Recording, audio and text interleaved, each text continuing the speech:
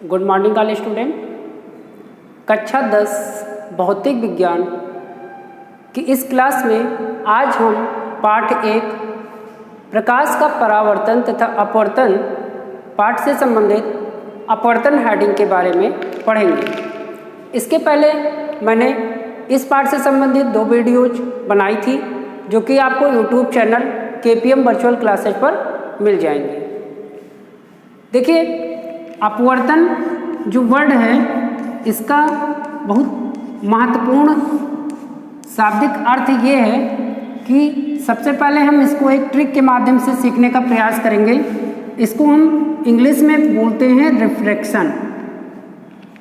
ठीक, तो refraction word को यदि हम ये यहाँ पे एक ट्रिक है, कोई लिखी हुई बात नहीं है। ठीक, ताकि हमको ये जैसे ही हम अपवर्तन रिफ्रैक्शन वर्ड को देखें और हमको उसका कॉन्सेप्ट क्लियर हो जाना चाहिए, क्योंकि हमारा जो साइंस है वो शब्दों का खेल है। यदि हम शब्दों को पकड़ना समझ में आ गया, शब्दों को देखने के बाद ही उसकी डेफिनेशन क्लियर हो जाए तो इसको समझना बहुत आसान होता है। जैसे यहाँ पे आप ये बीच के RAC 3 वर्डों को देखिए तो यहाँ पे लिख करके आता है रैक। इसको क्या बोलते हैं? रैक या रैक कह सकते हैं। और हम यहाँ पे एक ट्रिक बना रखे हैं कि जो हमारा, जैसे हम लोग ने देखा होगा, अक्सर बोलते हैं भैया रैक में इस सामान को रख दो। बोलते हैं ना कि रैक में इस सामान को रख दो। कोई भी सामान आया इसको जाके रैक में रख दो। तो रैक का मतलब क्या होता है? रैक किसी भी चीज़ के कहाँ होती है? नीचे होती है। तो यहाँ से हमको ये ट्रिक मिल जाती है कि यहाँ पे जो प्रकाश होगी वो क्या होगी? कहीं से चल करके आएगी और नीचे की तरफ जाएगी। समझ में आ गई बात, है ना?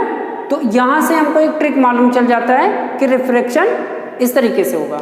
और यदि हम इसी के सीक्वेंस में थोड़ा सा एक रिवीजन तौर पे परावर्तन को देखना चाहें तो परावर्तन में क्या होता है? परावर्तन, परा माने प्रकाश, पड़ करके किसी सतह पर, पड़ करके वर्तन, वर्तन माने यहाँ पे लौटना, तो ये लौट जाती है। लेकिन यहाँ रैक वर्ड से याद रखेंगे कि ये ट्रिक है कि रैक नीचे की तरफ प्रकाश चली जाएगी। यहाँ पे मैंने आपको ये याद करने का एक ढंग बताया है। अब हम चलते हैं अपवर्तन की डेफिनेशन की तरफ। तो देखिए, यहाँ पे एक सतह होती है और बीच में इस पर एक अभिलंब डाल दिया जाता है। इसके बाद एक किरण इस सतह पर आ करके पड़ती है। तो जो किरण आ करके पड़ रही है वो किसी माध्यम से होकर के गुजरती है। तो इसको हम मान लेते हैं माध्यम 1। और मैंने बताया कि ये नीचे की तरफ चली जाती है, रैक में रख दी जाती है, ऐसे समझ लीजिए। तो ये देखिए आगे चल करके नीचे ये अपने मार्ग से विचलित हो जाती है। और ये जो नीचे यहाँ पे दिखाया गया वो माध्यम 2 है। तो कहने का मतलब, जब कोई प्रकाश किरण किसी माध्यम से चलकर, किसी एक माध्यम से चलकर दूसरे माध्यम में प्रवेश करती है तो अपने मार्ग से विचलित हो जाती है। और प्रकाश के इस प्रकार के विचलन को ही प्रकाश का अपवर्तन कहते हैं। Very simple definition. अब हमारे पास एक बात ये आती है, जो माध्यम 1 है और माध्यम 2, ये 2 क्या हैं? इस तरीके से हम यहाँ समझ सकते हैं कि माध्यम के लिए हमने देखा है कि माध्यम जो है यहाँ पे 2 प्रकार के होते हैं। एक सघन माध्यम होता है और एक विरल माध्यम होता है। जब हम सघन माध्यम और विरल माध्यम की बात करते हैं तो हमारे चित्र के द्वारा एक और बात निकल करके आती है कि हमने कभी कभी देखा है कि यहाँ पे जो ये किरण नीचे की तरफ जा रही है ये अभिलंब से दूर हटती है और कभी कभी ये अभिलंब की ओर झुकती है। कभी कभी इसका जो विचलन होता है वो अभिलंब से दूर का होता है, कभी कभी इसका विचलन अभिलंब की ओर होता है। कहने का मतलब यहाँ पे इसमें सघन माध्यम और विरल माध्यम की बहुत महत्वपूर्ण भूमिका होती है। अब इस भूमिका को समझने के लिए हम आगे बढ़ेंगे। तो अब हम इस फिगर को यहाँ से इरेज करेंगे और अपने टॉपिक को अच्छे से समझने का प्रयास करेंगे। आज मैं इसको एक कहानी के माध्यम से आपको समझाऊंगा ताकि जो रिफ्रैक्शन की हेडिंग है वो आपको हमेशा याद रहे। जैसे यहाँ पे हमने एक बात बोली कि बीच में ये क्या होता है, अभिलंब होता है। अभिलंब को हम एज सच ले सकते हैं कि जैसे हमारे कुछ रूल रेगुलेशन होते हैं वो हैं। अब कोई लड़का, सपोज दैट ये जो किरण आ रही है वो एक लड़के की क्रियाविधि है, वो माध्यम एक आपका, इसको मैं कहानी के सीक्वेंस में समझा रहा हूँ। माध्यम एक स्कूल है और दूसरा माध्यम क्या है, आपका घर है। ये क्या है, घर है। अब स्कूल में क्या होते हैं, कड़े नियम होते हैं, भाई वहाँ पे बैठना है क्लास में, बेल लगने के बाद बाहर जाना है, इंटरवल होने के बाद खाना खाना है, पढ़ाई लिखाई पे ध्यान देना है। तो ऐसे कड़े नियम हैं। तो कड़े नियम का मतलब वहाँ पे इसको हम कह सकते हैं सघन माध्यम है। कैसा माध्यम है, सघन माध्यम है। और हमारे घर पर क्या है, घर पर भाई आ गया बच्चा, तो यहाँ पे इसको एक हम मान लेते हैं विरल माध्यम। स्कूल के कंपैरिजन में यहाँ पे इसको हम इस बार विरल माध्यम ले लेंगे। सपोज दैट ऐसा होता है कि जब बच्चा घर लौट के आता है तो उसके गार्जियन भी घर पर उपस्थित नहीं होते, कहीं घूमने चले जाते हैं। अब उसके लिए तो और विरल हो गया, मतलब विरल का मतलब और आज़ादी हो गया, उसके लिए कोई नियम कानून नहीं रह गया।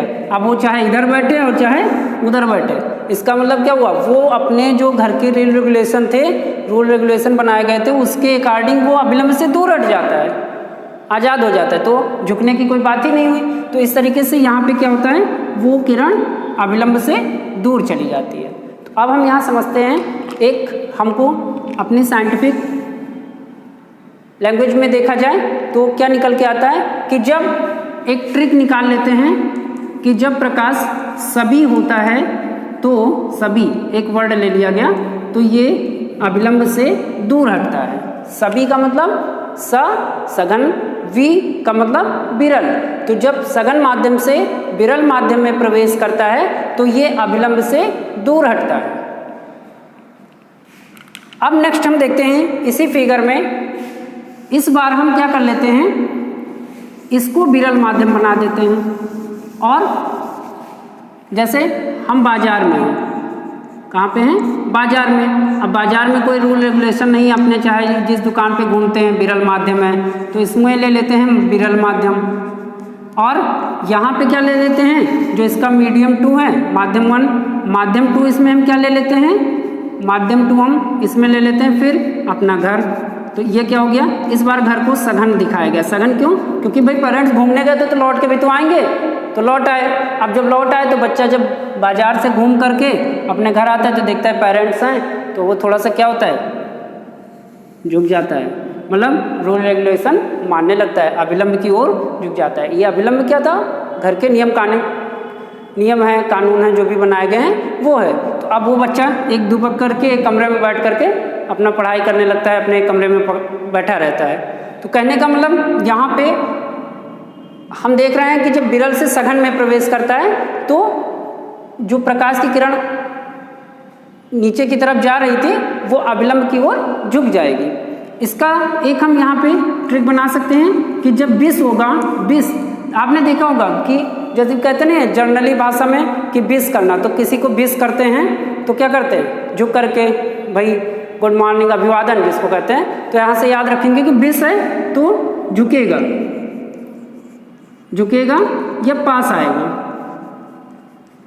झुकेगा या पास, मतलब अभिलंब के पास। यहाँ पे आप लिखना चाहें तो लिख कि अभिलंब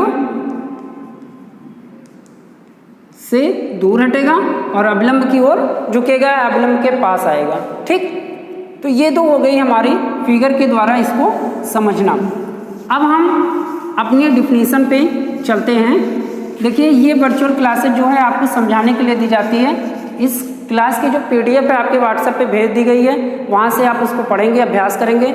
यदि कोई समस्या आती है तो आप हमसे उस चीज़ को व्हाट्सएप नंबर के माध्यम से पूछ सकते हैं, क्योंकि हम सभी लोग इस वर्चुअल क्लास को P2S प्रणाली पर वर्क कर रहे हैं। P2S का मतलब प्रॉब्लम, आप वीडियो देखेंगे, प्रॉब्लम आएगी, हम यहाँ पे व्हाट्सएप पे आप उस प्रॉब्लम को भेजेंगे, हम सभी लोग यहाँ पे सोल्यूशन को बना करके आपके पास भेजेंगे। फिर आप वीडियो को देखेंगे, फिर प्रॉब्लम आती है तो उसको आप फिर से व्हाट्सएप पे भेजेंगे, फिर हम उसका समाधान करेंगे। तो इसका मतलब क्या है, प्रॉब्लम टू सोल्यूशन प्रणाली। तो इस प्रणाली के माध्यम से हम लोग ये वर्चुअल क्लासेज चला रहे हैं। चलिए, ये तो बात हो गई थोड़ा सब्जेक्ट से हटके। अब हम यहाँ पे देखते हैं अपवर्तन की डिफिनीशन क्या बनती है। तो अपवर्तन की डिफिनीशन यही है कि जब कोई प्रकाश किरण किसी एक माध्यम से चलकर, ये देखिए चलकर सतह पर पड़ती है तो दूसरे माध्यम में जब वो प्रवेश करती है तो अपने मार्ग से विचलित हो जाती है। इसको हम बोलेंगे कि जब कोई प्रकाश की किरण एक माध्यम से चलकर दूसरे माध्यम में प्रवेश करती है तो वह अपने मार्ग से विचलित हो जाती है, और प्रकाश के इस प्रकार के विचलन की घटना को प्रकाश का अपवर्तन कहते हैं।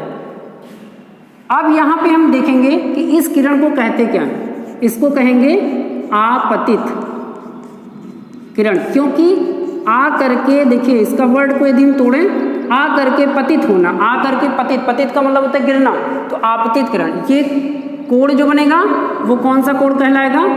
आपतन कोण। ये जो लाइन है वो आपकी कहलाएगी अभिलंब। ये आपका जो किरण जाएगी, चूंकि ये अपवर्तित किरण कहलाएगी, और ये जो कोण बन रहा है वो आपका अपवर्तन कोण कहलाएगा। कौन सा कोण कहलाएगा? अपवर्तन कोण कहलाएगा। इसको हम स्मॉल r से दिखाएंगे, इसको स्मॉल i से दिखाएंगे। तो अब हम यहाँ पे देखते हैं, ये हमारा अपवर्तन की परिभाषा हो गई। अपवर्तन के दो नियम होते हैं। अपवर्तन के दो नियम कौन कौन से हैं? नंबर 1 आपतित किरण, और ये बिंदु जो कहलाता है उसको हम यहाँ डिफाइन कर सकते हैं आपतन बिंदु।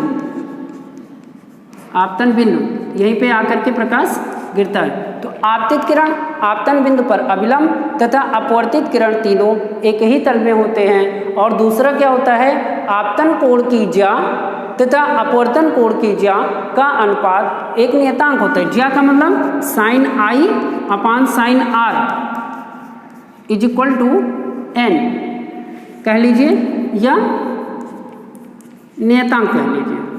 तो यहाँ पे इसे हम स्नेल का नियम भी कहते हैं। तो एक बार हम फिर से रिवीजन करते हैं, अपवर्तन क्या होता है, अपवर्तन के नियम क्या होते हैं। ये क्वेश्चन आपके पेपर में पूछा जाता है। इसकी पीडीएफ जो है आपके व्हाट्सएप पे भेज दिया गया है, वहाँ से आप अभ्यास कर सकते हैं। देखिए, अपवर्तन का मतलब हो गया जब कोई प्रकाश किरण किसी एक माध्यम से चलकर दूसरे माध्यम में प्रवेश करती है तो वह अपने मार्ग से विचलित हो जाती है। प्रकाश के इस प्रकार के विचलन की घटना को अपवर्तन कहते हैं। ठीक।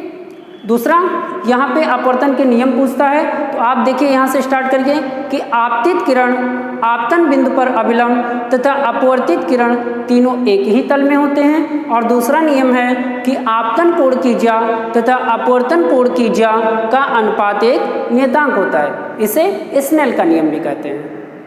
मुझे पूर्ण विश्वास है कि आपको ये हेडिंग समझ में आ गई होगी। यदि किसी भी बच्चे को इसमें कोई प्रॉब्लम है तो वो हमारे व्हाट्सएप पे प्रॉब्लम को लिख करके भेजेगा, मैं उसकी रिवीजन वीडियो बना करके आपको पोस्ट कर दूंगा। धन्यवाद।